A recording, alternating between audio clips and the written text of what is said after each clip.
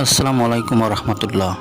প্রিয় শ্রোতা বন্ধুরা, কিয়ামত সংঘটিত হবে, এটা সত্য ও অনিবার্য এক বাস্তবতা। কিয়ামতের দিন আল্লাহ তাআলা তাবৎ সৃষ্টি জগৎ তছনছ করে দেবেন, ধ্বংস করে দেবেন সব কিছু। সেদিন শুধু তিনি থাকবেন, বাকি সব কিছু তার মহা পরাক্রমশীলতায় বিনাশ হয়ে যাবে। তিনি নিজে সবার উদ্দেশ্য প্রশ্ন করে আবার নিজেই উত্তর দেবেন। কিয়ামতের শেষে সবাইকে উপস্থিত করা হবে। সেদিন যে মাঠে সমাবেশ ঘটবে তাকে বলা হয় ময়দানে মাহশার বা সমাবেশের স্থল। পরকালে বিচারের জন্য কবর থেকে পুনরুত্থাপন করে সব প্রাণী এই মাঠেই উপস্থিত থাকবে। পৃথিবী হবে হাসরের মাঠ। হাদিসের ভাষ্যমতে পৃথিবীর অপরিভাগে একটি চাদর রয়েছে, এক পার্শ্ব ধরে টান দেওয়া হবে, ফলে গাছপালা, পাহাড়, পর্বত সাগরে পতিত হবে, অতঃপর সমতল হয়ে যাবে। আল্লাহ তাআলা কোরআনে ইরশাদ করেন, আর আমি জমিনের অপরিভাগকে বিচার দিবসে উদ্ভিদশূন্য মাটিতে পরিণত করে দেব। কিয়ামতের দিন সব কিছুই কেমন পরিবর্তন করা হবে সেই সম্পর্কে মহান আল্লাহ তাআলা বলেন, যেদিন পরিবর্তিত হবে এই জমিনকে অন্য জমিনে এবং পরিবর্তিত করা হবে আসমানগুলোকে। সূরা ইমরান আয়াত 48। পৃথিবী ও আকাশ পাল্টে দেওয়ার এরূপ অর্থ হতে পারে যে তাদের আকার ও আকৃতি পাল্টে দেওয়া হবে। যেমন কুরআনুল কারিমের অন্যান্য আয়াত ও হাদিসে আছে যে সমগ্র ভূপৃষ্ঠকে একটি সমতল ভূমিতে পরিণত করে দেওয়া হবে।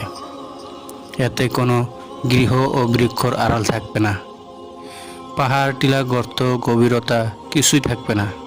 এই অবস্থায় বর্ণনা প্রসঙ্গে আল্লাহ তাআলা বলেন, বিচার দিবসে আল্লাহ জমিনকে এমন সমতল মসৃণ ধূসর ময়দানে পরিণত করবেন যে তুমি তাতে কোনো বক্রতা ও উচ্চতা দেখতে পাবে না।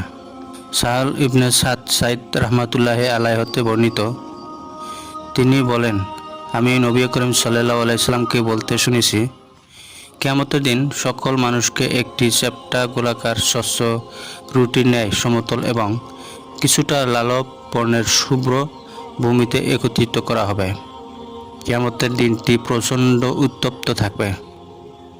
মহানবী সাল্লাল্লাহু আলাইহি সাল্লাম বলেন, বিচার দিবসে সূর্যকে মানুষের কাছে আনা হবে। তা হবে তাদের থেকে এক ফরখাট 3 মাইল দূরে। ব্যক্তির আমল অনুযায়ী গামের মধ্যে অবস্থান করবে। কারো গাম হবে টাকনু সমান, কারো হাঁটু সমান, কারো কোমর সমান, কারো মুখ সমান। হাসর ময়দানে একটু সুপারিশের জন্য সবাই একে অন্যের কাছে ঘুরবে। হাদিস শরীফে এসেছে, হাসর ময়দানে মানুষ হযরত আদম আলাইহিস সালামের কাছে গিয়ে বলবে, আপনার সন্তানের জন্য সুপারিশ করুন।